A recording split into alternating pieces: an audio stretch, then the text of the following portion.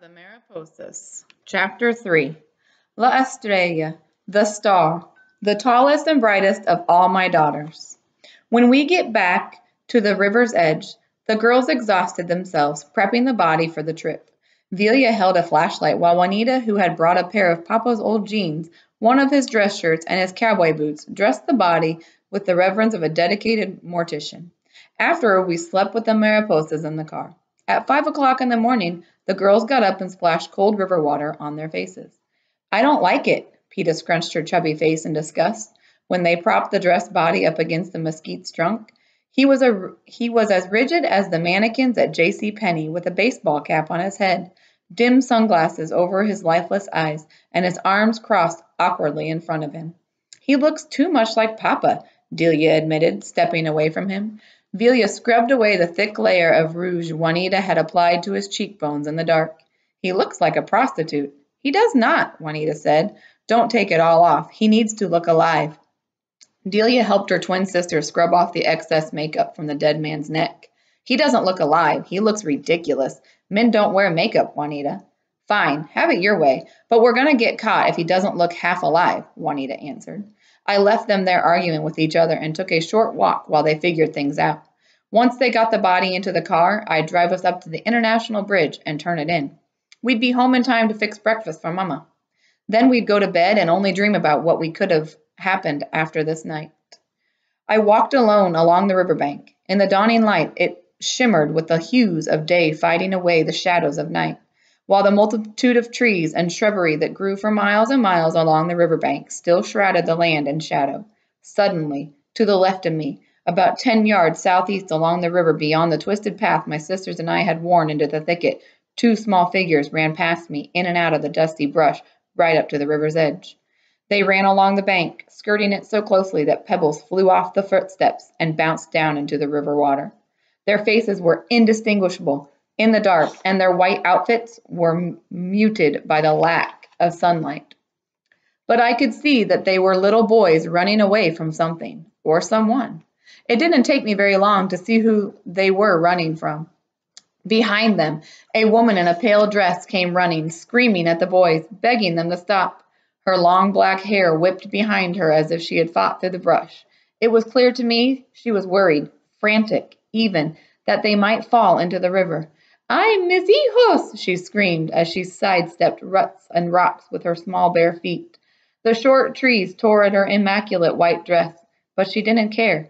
She pulled herself free of any limbs that clawed at her and kept chasing after her, children never losing sight of them. "Hey!" I screamed after the children. They didn't turn to look at me or acknowledge me in any way. They were getting dangerously close to the cliff at the edge of the river. I left the security of our path and darted after them. They still ran parallel to the waters of the Rio Grande, much too close to the current that roared furiously below. The waters here were dark and angry, almost violent, nothing like our friendly swimming hole. I sped up, afraid they might lose their footing. Too late. I screamed for them to get away from the edge. In a second they were falling, both of them, one behind the other. Into the water they went, making loud splashes as they fought to stay afloat. Without thinking, I scrambled up to the edge and jumped in after them. The roar and chilliness of the dark water awakened my senses, and my heart constricted in my chest as they came up for air. I had to fight the undercurrent to keep from being swept away. As I struggled to stay afloat, I looked around wildly for the children, who I clearly saw fall into the water seconds before me. They were about 15 feet away from me, being dragged down into the body of a heavy current. Their mother, running along the river, cried and screamed for me to help them. "Ay, mis hijos!" she wailed miserably. I swam with long, even strokes, trying to remain in control of my body, not letting the undertow pull me down. But my efforts were in vain. The water rose over my head and swirled around me like a whirlpool, dragging me deeper and deeper until the thin light of dawn turned into darkness, and I couldn't see anything anymore.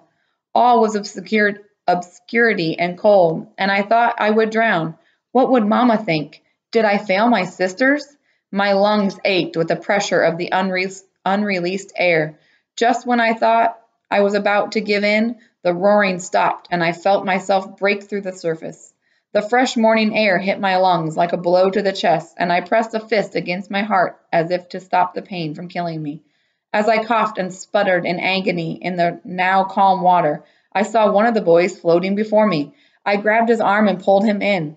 Dragging him over my shoulder, I began to swim toward the riverbank, where his mother was crying out for me to bring him to her. When I got close enough, she stepped back.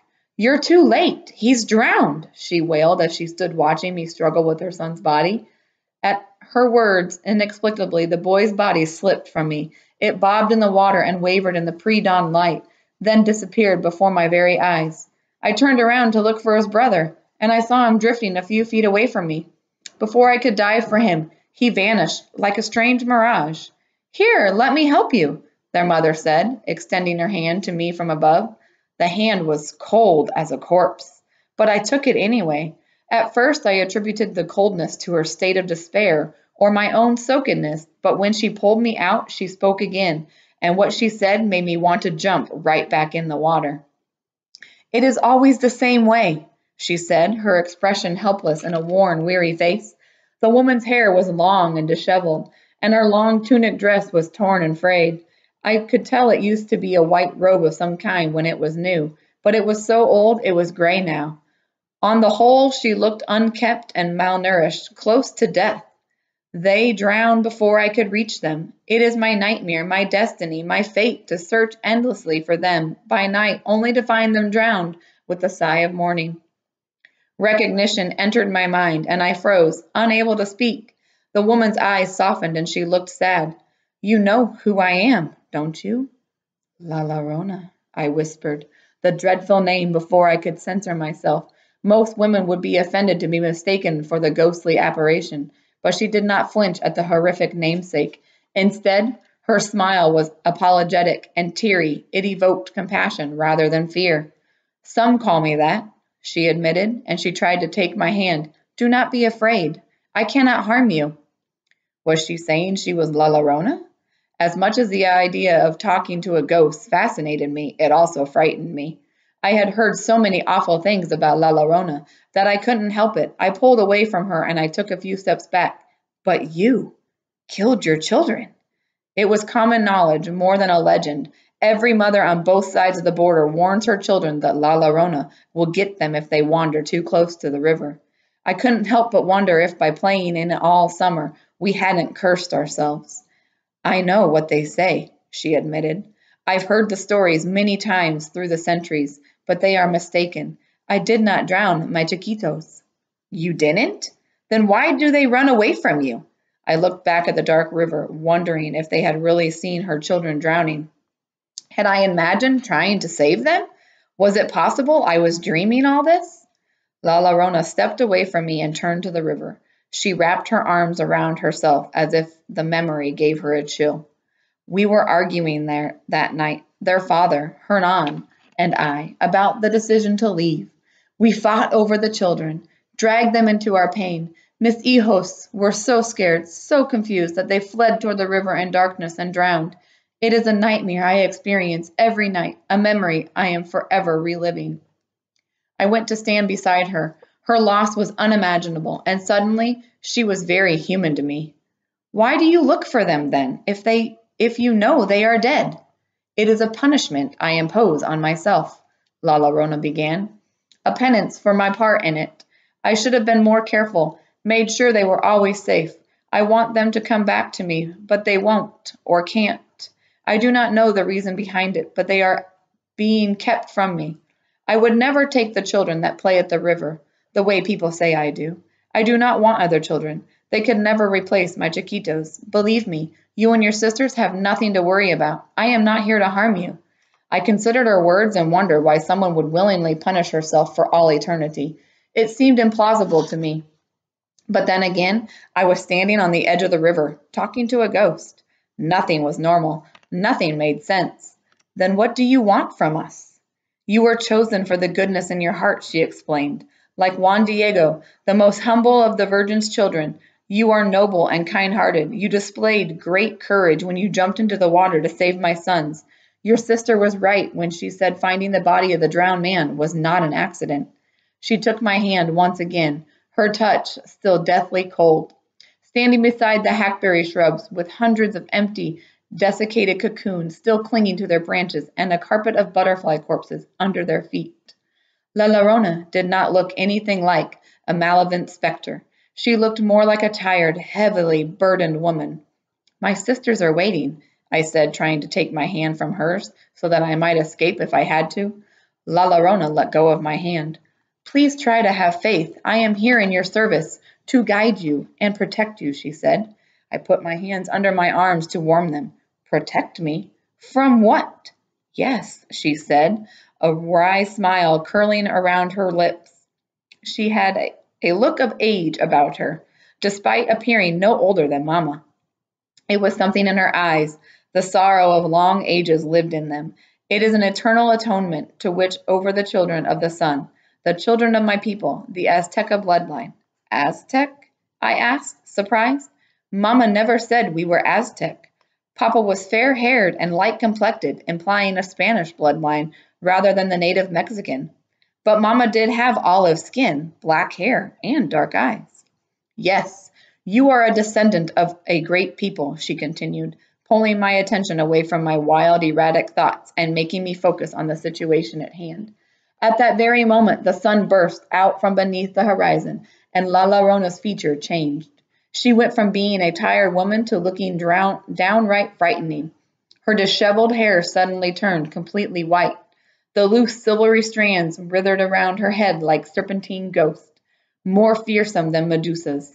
La Llorona's gaunt face shriveled up like a pale raisin, becoming sallow and ashen, creased by centuries of wrinkles and dark blotches. But it was her eyes that scared me the most. They turned a deep, evil black. They glittered like cursed gemstones. I was so terrified I couldn't move, but I trembled where I stood. I couldn't speak for a moment. My throat tightened, and I was having trouble breathing. "Don't be afraid," she pleaded. "I don't have much time. Once the sun rises completely, I must go back." The gentleness of her voice calmed me a little, and I was able to reply, though I wanted to run away, back to my hermanitas. Go back where? Why are you here?" "I have been sent here to help you find your way," La Llorona said. "There is a path designed for everyone, and everyone must walk in his or her path. This is your path. You must walk it.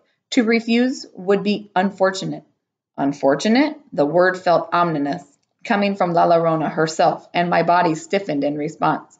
I fought to speak, to get out the words to the question that was suddenly weighing heavily on my mind. "Am I going to be cursed? Like you, if I don't walk my path?" "Change must take place. It is important to remain as you are would lead to isolation. You would be doomed to a lonely existence, ripped apart from those you love." I threw up my arms and let out a frustrated sigh. "You're speaking in riddles." I didn't understand what La Llorona wanted me to do. How was I supposed to change, to find my way? What did that even mean? "Then let me speak plainly," La Llorona began. "You must go to El Sacrificio and take the drowned man back to his family." The sun had finished rising, and its full radiance was dissolving La Llorona's form. She stooped to hide under the shade of a cluster of huasche trees, looking almost translucent.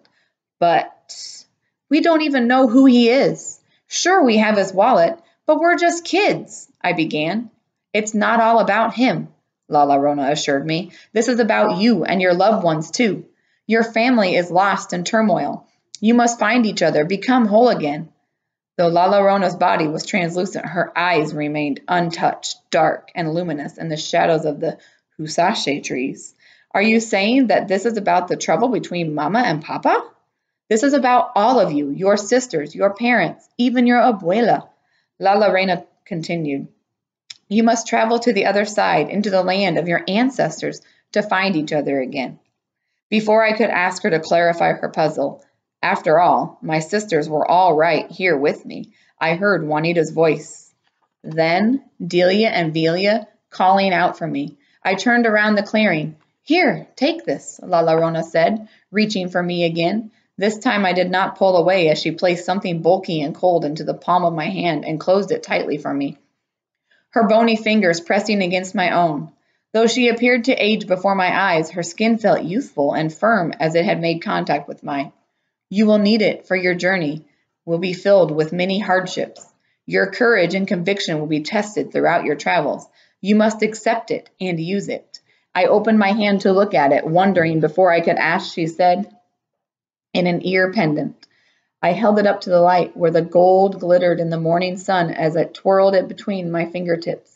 At the base of the ear pendant, a serpent's fangs held a small loop.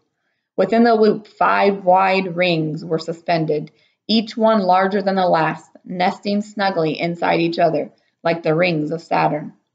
It is a likeness of Chiacoltl, La Serpiente, La Llorona explained, watching it glint in the morning sun. Along the bank, we were almost fully exposed to the sun, though the thick woods continued to stretch for miles around us. A most powerful amulet. It was given to me by my mother on my 15th birthday at the altar of Tenochtitlan.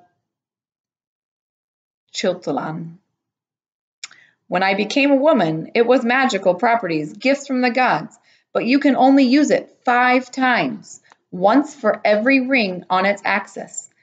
I examined the beautiful pendant. It had to be centuries old. If she was telling me the truth, take it, she said when I tried handing it back. How could I take something so valuable? Even half a pair must be worth a fortune. It belongs to you know. Wear it on your left ear. When you need help, take hold of it, spin it, and invoke the goddess, the Aztec queen, Tenochtitlan, the holy mother of all mankind, and ask for her magical assistance. Whatever you ask, she will provide. I can't do this, I told La Llorona. How could I take responsibility for something so powerful? It frightened me more than La Llorona herself to do such a thing. This ear pendant can do many things, La Llorona insisted. It can change your aura and provide you with safe passage as you travel from your world into ours. But be careful to use it wisely. Never call upon its power in anger or arrogance. You and your sisters must remain pure of heart on this journey, Odelia. Be courageous, but remember also to be noble and kind. If you do that, everything will be all right. Odelia, is that you? Juanita's voice startled La Llorona, who stepped back into the brush. They're just little girls dreaming up an adventure. I can't drag them down to Mexico. I can't sacrifice them to follow my path, I whispered fiercely, still holding the ear pendant in front of me, but La Llorona wasn't taking it back. I heard twigs breaking and footsteps getting closer from the direction of the swimming hole. The girls couldn't see us from the path, but we were hidden behind a heavy cluster of husache trees. But if they veered off the path, they'd find me talking to a phantom. This is not for you to do alone, La Llorona said. You must come together, you and your hermanitas. You must rejoice in the strength of sisterhood and return the man to his family. Because we're lost? I asked. Even as I said it, a pang of recognition that La Llorona was exactly right about us, that we were lost, fluttered to life within me, much like the mariposas who were beginning to stir in the morning light. At the same time, La Llorona confirming Juanita's crazy plan made me question my own sanity. But what if she's right? If doing something as simple as returning a dead man to his family would save our family, shouldn't I try?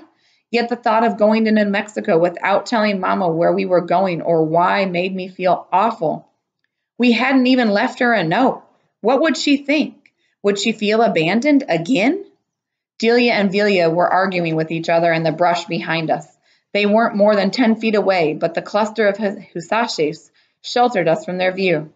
She left, Delia declared. No, she wouldn't do that. She wouldn't leave us out here all alone, Velia said, their voices getting closer and closer until I knew they were only a few yards away. I focused back on the spectral woman whose voice was becoming more strained. It is the only way, La Llorona whispered. Your mother and sisters need you. They are lost in despair. They needed me right here, taking care of them. Mama was depending on me to keep them safe. I'm tired of your riddles. I'm taking them home, I said, turning to go. Please, La Llorona pleaded, standing up and stepping in front of me. You must take him back. Don't do it for him. He's just a man, one who committed a selfish act. Don't do it for his wife either. She cries for him for her own selfish reasons. Don't even do it for his little ones, who, like many children, have already turned to their play without thinking much of him anymore. Do it for your hermanitas. Deliver the man home to his family and then drive your sister to El Sacrificio to see their abuela. Reunite your family, Odelia. It is all part of the journey you must take, the path to true happiness. Odelia, who are you talking to? Juanita burst through the brush from another direction. I thought she was with the twins, behind the husaches. She stepped abruptly and stared at me. And why are your clothes all wet? She asked. I looked around for La Llorona, but the apparition was gone. Nobody, I said, suddenly feeling stupid. I'm losing it, I thought, as I pushed the branches aside, fighting my way back to the clearing. But I heard voices, Juanita insisted. I tucked the ear pendant into my pocket for safekeeping. Me too. I think it's Delia and Velia arguing again. No, Juanita said. I heard them, but I heard you too. You were talking to someone out here. I wasn't. That was one thing I hated about Juanita, the way she clung to things and wouldn't let go of them, like a dim-witted gnat stuck on a piece of rotting fruit. I couldn't explain to her who I'd been talking to, but she wouldn't let it go. Yes, you were. I heard you, she insisted. Why are you lying to me? Okay, fine. I finally admitted. I was talking to La Llorona. She wants us to take the drowned man home. I tried telling her we couldn't, but she said we had to because it's our destiny or something. I couldn't understand her. She talks in riddles. There, I admit it. I was talking to a ghost. Are you happy now? Fine, don't tell me. I don't care. I don't have to know. Juanita clamped her mouth shut and stalked off. I followed close behind without saying another word. If I'd known the truth was the one thing that she could shut Juanita up for good, I would have stopped lying to her years ago.